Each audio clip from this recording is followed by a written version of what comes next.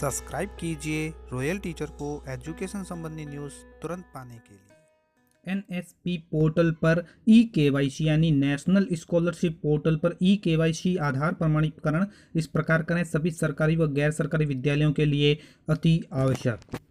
जी हाँ साथियों, national scholarship portal यानी एनएसपी पोर्टल पर आप सभी को, चाहे वो सरकारी विद्यालय है या गैर सरकारी विद्यालय है, उन सभी को ई केवाईसी करनी है, आधार प्रमाणीकरण करना है। इसके संबंध में आदेश भी जारी हो चुका है। ये है वो दोस्तों आदेश जो, हालांकि ये जिला शिक्षा अधिकारी मुख्यालय प्रारंभिक शिक्षा जोधपुर द्वारा लिखा गया है और समस्त मुख्य ब्लॉक शिक्षा अधिकारी जोधपुर को लिखा गया है। लेकिन आप जिस जिले से यानी जिस डिस्ट्रिक्ट से संबंधित है, आपको भी अगर इस नेशनल स्कॉलरशिप पोर्टल यानी एनएसपी पोर्टल पर आपको आधार प्रमाणीकरण का बोला जाता है, तो आप भी हमारी इस वीडियो को देखकर आधार प्रमाणीकरण कर सकते हैं। तो इसके अंतर्गत बात की गई है कि सत्र 2021-22 में अल्पसंख्यक पूर्व मैट्रिक छात्रवृत्ति हेतु नेशनल स्कॉलरशिप पोर्टल पर समस्त आईएनओ का आधार प्रमाणीकरण करने या संस्थानों का केवाईसी करने हेतु, तो संस्थाओं का केवाईसी किस प्रकार करना है वो भी बात करेंगे। इसके अंतर्गत बताया गया है कि श्रीमान निदेशक माध्यमिक शिक्षा राजस्थान बीकानेर के आदेशानुसार सभी राजकीय व गैर राजकीय प्राथमिक उच्च प्राथमिक विद्यालयों का एनएसपी पोर्टल पर रजिस्ट्रेशन, केवाईसी अपडेशन तथा आधार प्रमाणीकरण, आधार आधारित प्रमाणीकरण करना अनिवार्य है। तो इसके अंतर्गत सभी विद्यालय आ गए हैं, सभी राजकीय, सभी गैर राजकीय, चाहे वो प्राथमिक है या उच्च प्राथमिक विद्यालय, उन सभी का एनएसपी पोर्टल पर रजिस्ट्रेशन, ई केवाईसी अपडेट करना और आधार प्रमाणीकरण करना अनिवार्य है। तो ये आप सभी को करना है और कैसे करना है उसके बारे में दोस्तों आज हम बात करेंगे। तो दोस्तों वीडियो शुरू करने से पहले एक बात मैं आपको बता देता हूं कि अगर आपके पास अपने संस्था प्रदान का जो आधार कार्ड है उसकी पीडीएफ है वो पहले से पास में होनी चाहिए। पीडीएफ अपलोड करनी होगी, तो पीडीएफ आप अपने पास बनाकर रख लीजिए। अब शुरुआत करते हैं वीडियो की। तो चलते हैं दोस्तों क्रोम ब्राउज़र में। तो दोस्तों मैंने टाइप किया है एनएसपी पोर्टल, तो नेशनल स्कॉलरशिप पोर्टल का होम पेज आपके सामने यहाँ रहेगा। तो ये पहली वेबसाइट है, इसको खोल लीजिए। तो इस तरह का पेज आपके सामने ओपन हो जाता है। यहाँ पे आपको किसी प्रकार का लॉगिन नहीं करना है, आपको जाना है सर्विस में। ये जो ऑप्शन नज़र आ रहा है सर्विस, तो सर्विस के ऊपर आप एक बार क्लिक कर दीजिए। सर्विस के ऊपर क्लिक करने पर दोस्तों यहाँ पे आपको देखिए इंस्टीट्यूट केवाईसी रजिस्ट्रेशन फॉर्म पहला ही ऑप्शन मिल जाता है। तो select institute KYC registration form यानी इसको सेलेक्ट कर लीजिए। सेलेक्ट करने पर दोस्तों आपके सामने अगला पेज ओपन होता है जो इस तरह का रहेगा, इंस्टीट्यूट केवाईसी रजिस्ट्रेशन फॉर्म।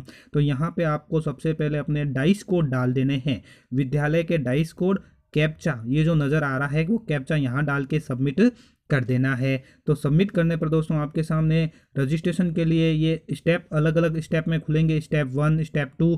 तो आपको ये डाल देने हैं डाइस कोड और आपको कैप्चा। उसके बाद जो स्टेप 1 के अंतर्गत आएगा, यहाँ दोबारा आपको कैप्चा डालना होगा और continue with Aadhaar verification, Aadhaar verification के लिए यहाँ से आपको कंटिन्यू करना होगा।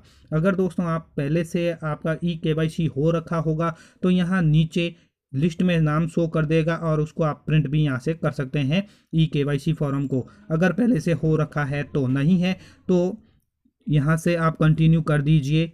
कंटिन्यू करने पर दोस्तों आपके सामने इस तरह का पेज ओपन होगा जो यहाँ पे आपको आधार नंबर पूछा जाएगा। तो सबसे पहले आप इंस्टीट्यूट में जो है वो आधार नंबर, इंस्टीट्यूट नोडल ऑफिसर का आधार नंबर डालेंगे, फिर यहाँ पे उनका नाम डालेंगे, डेट ऑफ बर्थ डालेंगे, जेंडर और मोबाइल नंबर डालकर सबमिट कर देंगे। सबमिट करने पर दूसरा ऑप्शन एक और खुलता है इंस्टीट्यूट हेड डिटेल का, उसके लिए आधार ऑथेंटिफिकेशन भी है।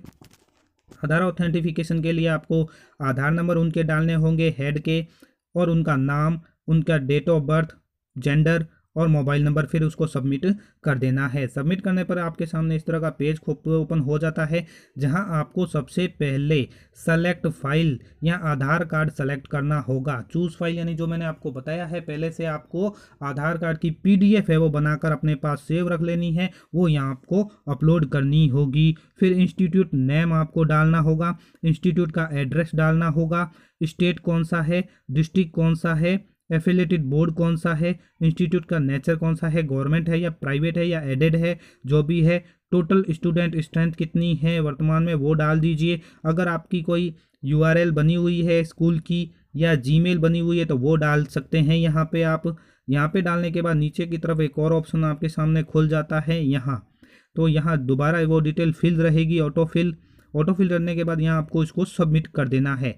सबमिट करने पर दोस्तों आपको इंस्टीट्यूट केवाईसी रजिस्ट्रेशन फॉर्म में एक 5 डिजिट ओटीपी जाएगा जो संस्था प्रधान के नाम से चला जाएगा। तो आप इस ओटीपी को है वो यहाँ डाल दीजिए और कन्फर्म ओटीपी के ऊपर क्लिक कर दीजिए। तो आपके सामने यहाँ केवाईसी रजिस्ट्रेशन फॉर्म के अंतर्गत आपका जो इंस्टीट्यूट है वो रजिस्ट्रेशन फॉर्म कंप्लीट हो जाएगा। आप यहाँ रजिस्ट्रेशन और उसका प्रिंट भी ले सकते हैं। साथ में ऊपर आपके सामने मैसेज भी आएगा कि KYC form is successful submitted. KYC आपकी सक्सेसफुल सबमिट हो चुकी है। और उसके बाद यहाँ पे आप यहाँ प्रिंट भी ले सकते हैं, बैक टू होम भी कर सकते हैं। साथ ही अगर आपने after INS institute log in the screen will be display like, इस तरह से आपकी स्क्रीन है वो शो हो जाएगी।